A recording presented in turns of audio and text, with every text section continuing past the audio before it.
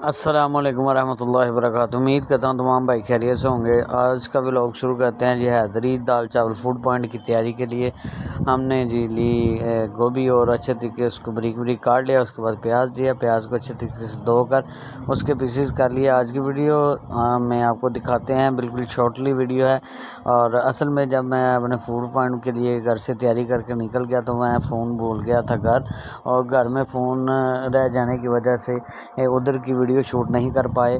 اور آج کی ویڈیو میں آپ کو بتاتے ہیں کہ جی ایک دم سے جو ہے نا وہ بارش کا طوفان آ گیا، طوفانی بارش آندھی کے ساتھ آئی، اور کیا ہی غضبناک جو ہے نا وہ ماحول منظر جو بن گیا تھا۔ پھر اس کی وجہ سے ہمیں جلدی ہی گھر واپس آنا پڑ گیا، کیونکہ رکشے کے اندر پانی ہی پانی چلا گیا تھا۔ اور یہ چیک کریں جی، اتنی شدت سے طوفانی بارش آئی ہے۔ اللہ کریم سب کو اپنے حفظ و امان میں رکھے، اللہ کریم سب کو رزق حلال وسیع عطا فرمائے۔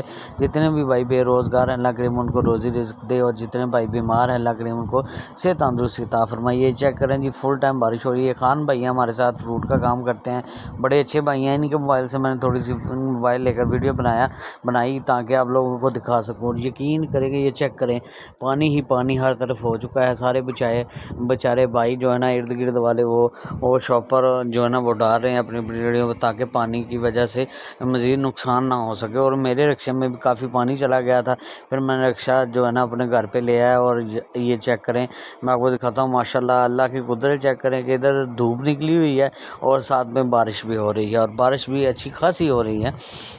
اور یہ میں دکھاتا ہوں آپ کو جی، یہ حیدری دال چاول اپنا فوڈ پوائنٹ واپس لے آئے ہیں فوڈ کارٹ۔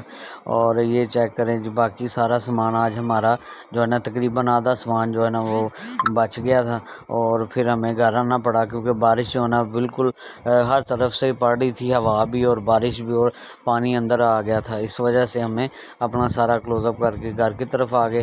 بس برائے مہربانی دعاؤں میں ضرور یاد رکھے۔ کل ملیں گے نئی